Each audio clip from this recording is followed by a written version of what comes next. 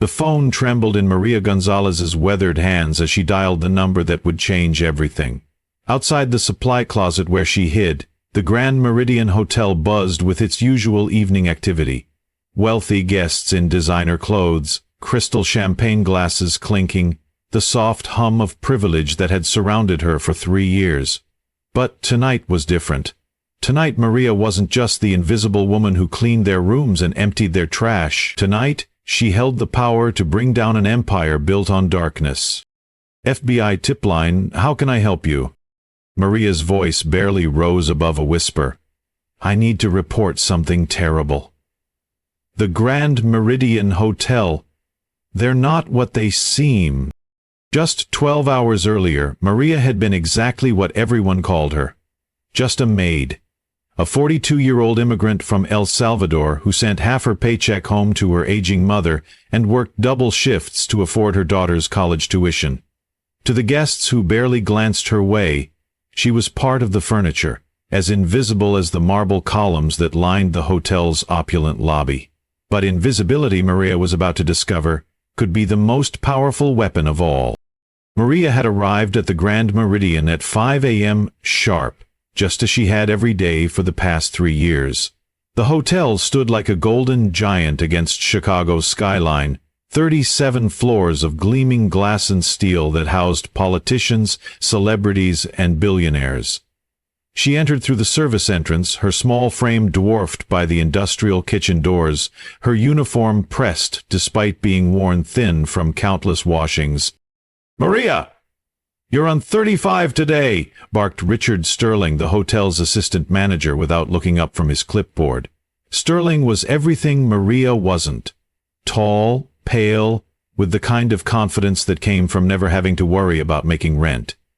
His expensive suit couldn't hide the cruelty in his ice-blue eyes, the same cruelty he'd shown her every day since she'd started working there. "The Penthouse guest checked out this morning," he continued, his tone dripping with disdain.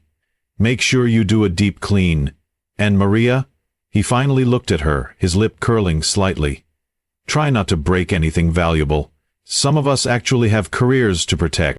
Elena Rodriguez, the housekeeping supervisor and Maria's only ally in the building, placed a gentle hand on Maria's shoulder. "Ignore him, mija," she whispered in Spanish. "You do beautiful work. Don't let him make you feel small."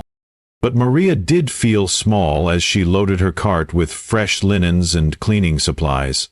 She felt small when guests walked past her in the hallways, as if she didn't exist. She felt small when she overheard them complaining about the help at their dinner parties. And she especially felt small when Sterling made his daily comments about how easily replaceable she was. The elevator carried her to the 35th floor, where the penthouse suite sprawled across half the building. Floor-to-ceiling windows offered breathtaking views of Lake Michigan, and the furniture cost more than Maria would earn in a decade. She'd cleaned this particular suite dozens of times, always marveling at the excess. Bathrooms larger than her entire apartment, a wine collection worth more than her daughter's college fund, art pieces that belonged in museums. Maria began her routine, stripping the Egyptian cotton sheets, dusting the priceless sculptures, vacuuming carpets that cost more per square foot than most people's monthly salary. She worked methodically, taking pride in her attention to detail. Her mother had taught her that dignity came from doing any job well, whether you were cleaning toilets or running a corporation. It was while cleaning the massive mahogany desk that Maria's life changed forever. The manila folder had been left slightly open, and as Maria reached around it to dust the desk surface, several photographs spilled out. At first glance, they looked like normal business photos. Groups of people, some in formal wear, others in casual clothes. But as Maria looked closer, her blood ran cold. The people in the photographs weren't posing for business portraits. They were scared. Young women, some barely out of their teens, with hollow eyes and expressions of desperation that Maria recognized from her own journey to America years ago. But these weren't photos of hopeful immigrants. These were pictures of prison. Her hands shaking, Maria opened the folder completely. Inside were documents in multiple languages, financial records, and what appeared to be shipping manifests. But these weren't for goods or supplies. They were for human beings. Names, ages, countries of origin, and most chilling of all, Maria's stomach lurched as she recognized some of the faces from the hotel's staff. Young women who worked in the laundry, who cleaned the lower floors, who, she'd been told, were part of an international training program. Women who never seemed to leave the building, who always looked exhausted, who flinched when managers approached them. The reality hit her like a physical blow. The Grand Meridian wasn't just a luxury hotel. It was the headquarters of a human trafficking operation, and she had been cleaning up after monsters for 3 years. Among the papers was a schedule showing arrivals and departures, with codes that made Maria's heart race. Tomorrow night, according to the documents, there would be a special shipment arriving at the hotel service dock. 23 women from Eastern Europe, ages 16 to 24, destined for what the papers euphemistically called private service positions. Maria's mind raced. She thought of her own daughter, Sophia, safely studying journalism at Northwestern University, full of dreams and ambitions. She thought of the young women in the photographs, whose dreams had been stolen. She thought of her mother's voice, telling her that good people had an obligation to protect those who couldn't protect themselves. But she also thought of Sterling's threats, of how precarious her position was, of how much her family depended on her income. Undocumented workers who caused trouble had a way of disappearing from the Grand Meridian, never to be seen again. Maria had always assumed they'd been fired and deported. Now she wondered if something far worse had happened to them. Her first instinct was to go to Elena, but as she gathered the papers to return them to the folder, she found another document that made her freeze. It was a payment record, and Elena's name was on it. Elena, who had been so kind to her, who had protected her from Sterling's worst abuse, was receiving monthly payments labeled as recruitment bonuses. Maria felt more alone than she had since arriving in America, with nothing but hope and determination. She couldn't trust anyone at the hotel.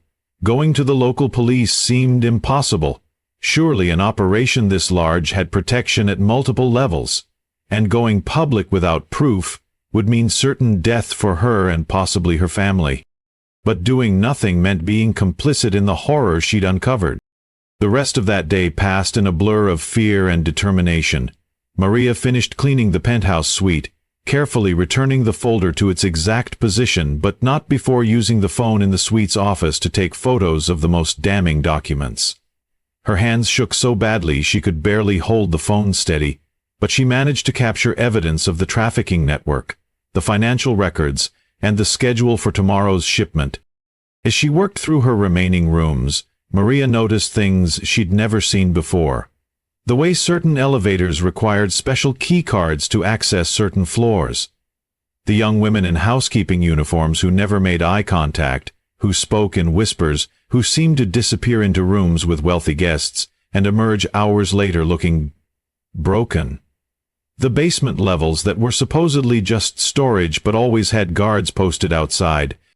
The Grand Meridian wasn't just hosting, it was built for it. That evening, as Maria prepared to leave, Sterling appeared in the service corridor, like a predator who'd caught a scent. "Maria," he said, his voice deceptively casual, "I heard you spent extra time in the penthouse today. Find anything interesting?" Maria's heart hammered against her ribs, but she kept her expression neutral. "Just thorough cleaning, sir. The guest left quite a mess." Sterling stepped closer, close enough that she could smell his expensive cologne mixed with something that reminded her of decay. "You know, Maria, curiosity can be very dangerous in a place like this, especially for someone in your situation." The threat was clear. Maria nodded quickly and hurried toward the exit, feeling Sterling's eyes boring into her back. But as she walked through the parking garage to catch her bus, she noticed something that made her blood run cold. A black van was parked near the service entrance, and through its slightly tinted windows, she could see figures huddled in the back. Young women, barely visible in the darkness, with expressions of terror that matched the photographs she'd seen. Tomorrow's shipment had apparently arrived early. Maria stood at the bus stop, her entire world shifted on its axis. Everything she'd believed about her workplace, about her role in the world, about the nature of good and evil had been shattered in a single afternoon. She wasn't just a maid anymore. She was a witness to atrocities, and the only person who could stop them. The bus ride home took 45 minutes. 45 minutes of Maria staring out the window at the city lights and wrestling with the biggest decision of her life. By the time she reached her small apartment in Pilsen, she had made her choice. Maria didn't sleep that night. She sat at her tiny kitchen table, staring at the photos on her phone, thinking about the women in the van, about the schedule that promised more victims would arrive soon. She thought about Sophia, asleep in her dorm room, trusting that the world was a place where justice existed and good people looked out for each other. At 3 a.m., Maria opened her laptop and began researching. She found the FBI's human trafficking tip line, read about witness protection programs, and studied everything she could about how trafficking operations were brought down. What she learned both encouraged and terrified her. The FBI took these cases seriously and had sophisticated methods for protecting witnesses, but they also needed solid evidence and often worked for months to build cases strong enough to ensure convictions. Maria didn't have months. According to the schedule she'd photographed, tomorrow night would bring another group of victims to the Grand Meridian, and who knew how many more would follow. She called in sick to work the next morning, something she'd never done in 3 years of employment. Instead, she spent the day making copies of all the evidence, storing it in multiple locations, and preparing for what she knew would be the most dangerous day of her life. At 4 p.m. she returned to the Grand Meridian. Sterling was waiting for her at the service entrance, his usual cruel smile replaced by something far more sinister. "Maria, I was concerned when you called in sick. So unlike you to miss work." "I'm feeling better now, sir," Maria replied, forcing steadiness into her voice. "I'm sure you are. In fact, I think you're feeling so much better that you might be ready for some additional responsibilities." His eyes glittered dangerously. "We have a special event tonight. VIP clients. They value discretion above all else. I trust you understand the importance of seeing nothing, hearing nothing." Maria nodded, understanding exactly what he meant. They knew she'd seen something, and they were giving her one last chance to prove her silence could be bought. "Excellent. You'll be working the 35th floor tonight, alone. The event will run late, but I'm sure someone of your dedication won't mind the overtime." As Sterling walked away, Maria realized she was being set up. They were isolating her, keeping her close, ensuring that if she planned to cause trouble, they'd know immediately. But what Sterling didn't realize was that isolation worked both ways. If she was alone on the 35th floor, she'd have access to phones, computers, and, most importantly, a view of the service dock where tonight's shipment would arrive. At 8 p.m., the Grand Meridian transformed into something from a nightmare. Maria watched from the penthouse windows as black vehicles began arriving at the service dock. Well-dressed men emerged from expensive cars, their faces hidden by shadows and deliberate darkness.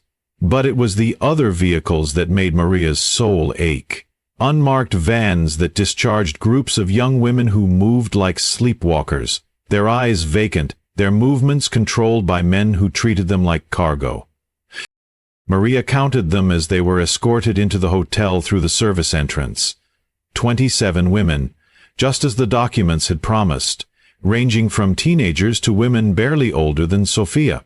They disappeared into the bowels of the hotel, guided toward elevators that would take them to floors where wealthy monsters waited. The phone in the penthouse office felt like it weighed 1,000 pounds as Maria lifted it. She'd practiced what she would say, had memorized the tip line number, had prepared for this moment all day. But actually making the call required a kind of courage she'd never had to summon before. "FBI tip line, how can I help you?" I need to report a human trafficking operation at the Grand Meridian Hotel in Chicago, Maria whispered, her voice barely audible. It's happening right now. The agent on the other end of the line was immediately alert. Ma'am, I need you to stay calm and give me as much information as you can. Are you in immediate danger? Yes, Maria replied, watching as more vehicles arrived below. I work here. I found documents, took pictures. There are 27 women who just arrived. They're being held against their will. I'm dispatching units now. Can you stay on the line and provide more details? For the next 20 minutes, Maria provided everything she knew. She described the layout of the hotel, the key players she'd identified, the schedule of arrivals, and the evidence she'd photographed. The FBI agent assured her that a full task force was en route, but warned her that she needed to find a safe place to hide until they arrived. As Maria hung up the phone, she heard footsteps in the hallway outside the penthouse. Heavy footsteps, moving with purpose. Her heart hammered as she realized her phone call might have been monitored, that her time was up. The door burst open, and Sterling entered with two large men Maria had never seen before. His usual facade of civility was completely gone, replaced by the face of a predator who'd been cornered. "Did you really think we were that stupid, Maria?" he snarled. "Did you think we'd let some insignificant little maid destroy everything we've built?" Maria backed toward the windows, her mind racing. The FBI was coming, but would they arrive in time? How long could she stall? How long before Sterling and his men decided she was too dangerous to let live? "You don't understand," Maria said, forcing strength into her voice. "It's already too late. The FBI knows everything. Even if you hurt me, they're coming." Sterling laughed, a sound like breaking glass. "The FBI? Do you have any idea how many people we have in our pocket? Judges, politicians, police chiefs? Your little phone call is meaningless." But even as he spoke, Maria could see uncertainty in his eyes. He was scared, and scared people made mistakes. "Maybe," Maria replied, moving closer to the window. "But you know what your mistake was? You thought I was just a maid. You thought I was invisible, powerless, someone who didn't matter. But invisible people see everything, Sterling, and powerless people have nothing left to lose." The sound of sirens began as a distant wail but grew rapidly louder. Sterling's face went white as he realized that Maria's call had indeed gone through, that his empire was crumbling around him. The two men with him reached inside their jackets, but before they could draw weapons, the building's fire alarms began blaring. The FBI hadn't just sent a few agents. They'd coordinated with local police, fire departments, and immigration services to execute a full-scale raid. The Grand Meridian Hotel was surrounded within minutes, and tactical teams were already entering through multiple entrances. Sterling grabbed Maria by the arm, his grip painful and desperate. "You stupid woman! Do you have any idea what you've done? How many people are going to suffer because of your meddling?"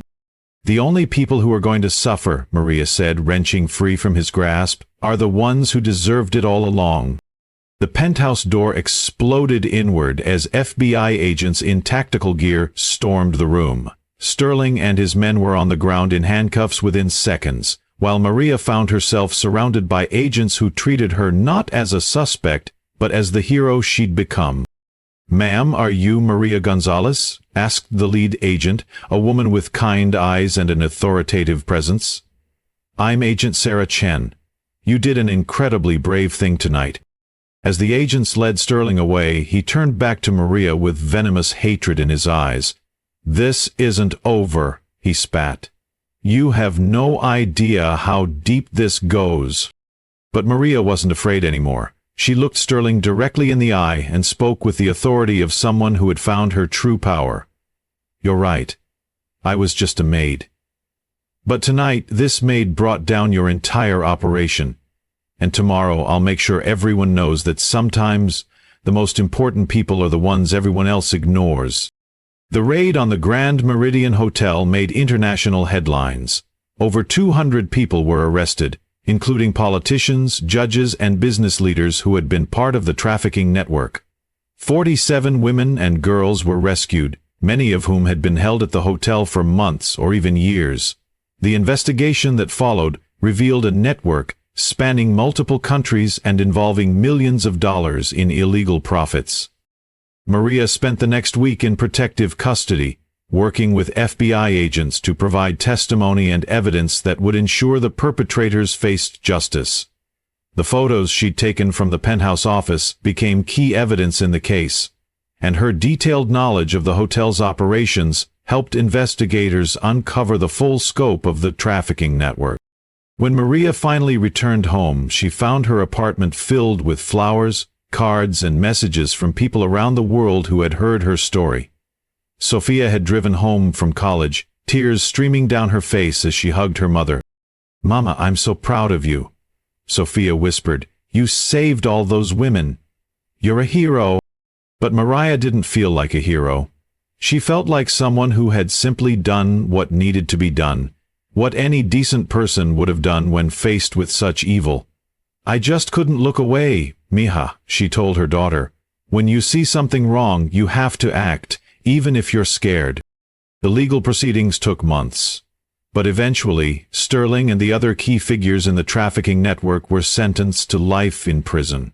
The Grand Meridian Hotel was permanently closed, its assets seized, and sold to compensate the victims of the trafficking operation. Maria received offers from news programs, book publishers, and movie producers who wanted to tell her story. But more importantly, she received offers from law enforcement agencies who wanted to hire her as a consultant, helping them identify and shut down other trafficking operations. Her years of invisibility had given her unique insights into how these networks operated, and her courage had proven that ordinary people could take extraordinary action. She chose to accept a position with the FBI's Human Trafficking Task Force, working to train agents on how to recognize the signs of trafficking in plain sight. Her first official act was to insist that all hotel and hospitality workers receive training on identifying potential trafficking situations, turning an entire industry of invisible workers into a network of potential rescuers. Elena, Maria discovered, had been forced to participate in the trafficking network after her own daughter was kidnapped and held as leverage. She became a key witness in the prosecution and eventually joined Maria in her work with the FBI, helping to rescue other families who had been coerced into silence. 1 year after the raid, Maria stood before a congressional committee investigating human trafficking in America. She wore a simple black dress and held herself with the dignity that had always been her greatest strength. Behind her sat some of the women she had helped rescue, many of whom had rebuilt their lives and were now advocates themselves. "My name is Maria Gonzalez," she began, her voice steady and strong. "For 3 years I was invisible. I cleaned rooms, emptied trash, and was treated as if I didn't exist. But invisibility taught me something important. When people think you don't matter, they stop hiding their true selves. They reveal who they really are." She paused, looking around the room at the senators and representatives who would decide funding for anti-trafficking efforts. "The women I helped rescue were invisible too. They were hidden in plain sight in hotels and restaurants and private homes, suffering while the world looked right through them. But invisibility doesn't have to mean powerlessness. Sometimes the people everyone ignores are the ones with the most power to change the world." Maria's testimony helped secure funding for a national program training service industry workers to identify and report trafficking situations. Her story became required reading in criminology courses and was featured in documentaries about modern slavery. But perhaps most importantly, Maria's courage inspired others to speak up when they witnessed injustice. Across the country, hotel workers, restaurant employees, and domestic workers began reporting suspicious activities, leading to the rescue of hundreds more trafficking victims. Sophia graduated with honors from Northwestern and became an investigative journalist specializing in human rights issues.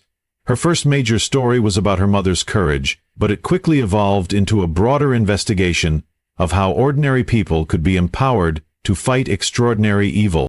"My mother taught me that heroism isn't about being the biggest or strongest person in the room. Sophia wrote in her award-winning article. It's about being the person who refuses to look away when others are suffering. It's about understanding that even when you feel powerless, you always have the power to choose what's right. Today, Maria continues her work with the FBI, but she also speaks at schools, community centers, and conferences around the world. Her message is always the same. Everyone has the power to make a difference, regardless of their position in life. They called me just a maid, she often tells her audiences, but that phone call changed everything, not because I was special, but because I chose to see the women who were suffering and decided I couldn't stay silent. Each of you has that same choice every day. Maria's story reminds us that heroes don't always wear capes or have superpowers. Sometimes they wear cleaning uniforms and carry mop buckets. Sometimes they're the people we walk past without seeing, the ones whose names we never learn, the ones society has labeled as just something, just a maid, just a worker, just another face in the crowd. But there is no such thing as just when it comes to human dignity and the power to do good. Maria Gonzalez proved that one person's courage can bring down an empire of evil, that one phone call can save dozens of lives, and that the most invisible people in society might just be the ones with the clearest vision of what's right and wrong. Her legacy lives on not just in the women she saved, but in the countless others who have been inspired by her example to speak up, stand up, and refuse to accept that injustice is inevitable. In a world that often feels overwhelmed by darkness, Maria's story is a beacon of light, proof that ordinary people can do extraordinary things when they choose courage over comfort, action over apathy. The Grand Meridian Hotel is gone, but Maria Gonzalez's impact continues to grow. She transformed from invisible to unforgettable, from powerless to powerful, from just a maid to a force for justice that changed the world. If Maria's story moved you, please take a moment to like this video and share it with others. Her courage reminds us that we all have the power to make a difference, no matter our position in life. Comment below about times you've witnessed ordinary people doing extraordinary things. And don't forget to subscribe for more stories of real-life heroes who prove that anyone can change the world. Remember, you're never just anything when you choose to stand up for what's right.